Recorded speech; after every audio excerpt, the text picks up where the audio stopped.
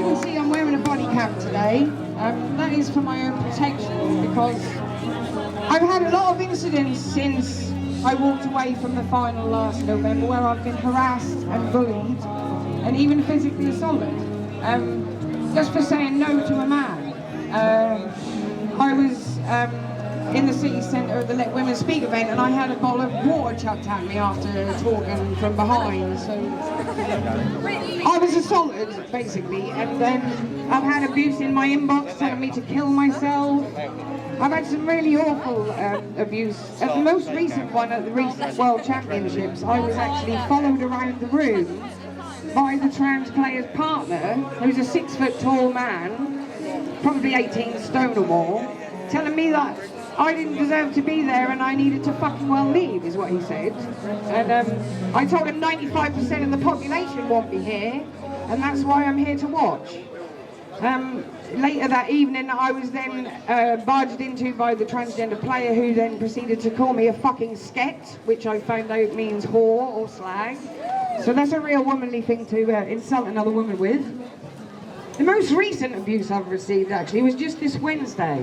Now, this one is cut me to the core, because someone has tried to use my child, my 10-year-old son, as a way of getting to bully and harass me in my inbox. I put on Facebook about asking for sponsorship for my 10-year-old son to play pool on a tour next year, because these things cost a lot of money.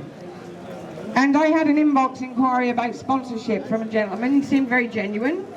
And I looked at his Facebook, and he said he'd done a lot of work for charity, which he had, in fact, was on his Facebook, so I thought it was a genuine offer.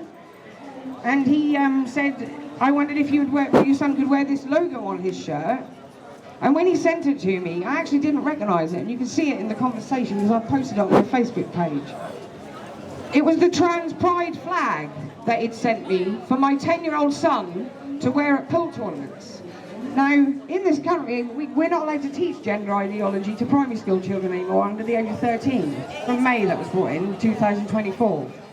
So what this gentleman thinks he's doing, if it wasn't a genuine offer, which it obviously wasn't, then that's just harassment and bullying on me. During these messages, he also called me a bigot and a bully. And all I have literally done is walked away from playing against a man in a women's tournament who had no right being there in the first place. Now, this is why women don't speak out about this subject. I know there are loads of you here today who would like to speak out about this, but you're too scared, and I get that. And the experiences I've had, I have to say I don't blame you, to be honest. But you know what? I was quiet here. I was here last month and I didn't talk. I ended up in tears because I was too frightened to talk, because there were 400 of the counter-protesters last month down there. Much bigger group than we had, about 20 or 30 of us. Mostly women, mostly young women, feeling threatened, and I felt the same. I was too anxious to talk, even though I was wearing this. I still did not get up and talk.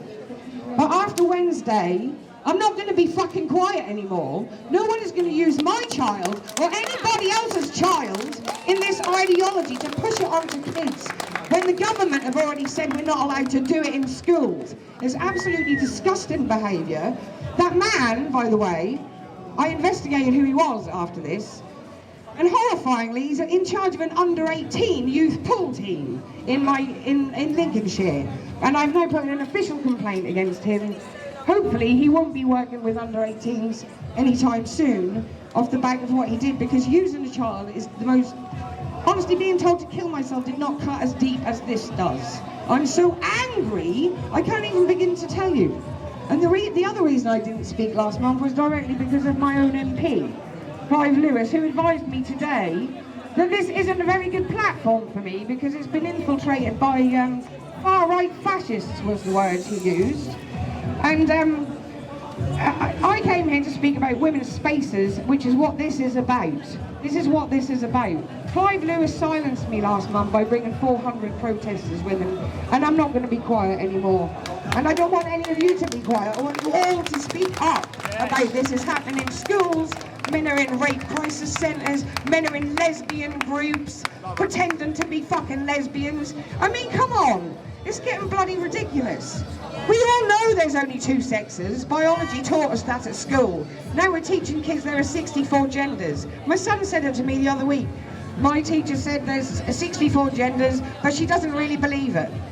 Well, you know, I can't even grasp that up because she doesn't believe it, apparently. So come on, let's stop this. Let's stop it now. Thank you, that's all I've got to say. Thank you very much. Well done.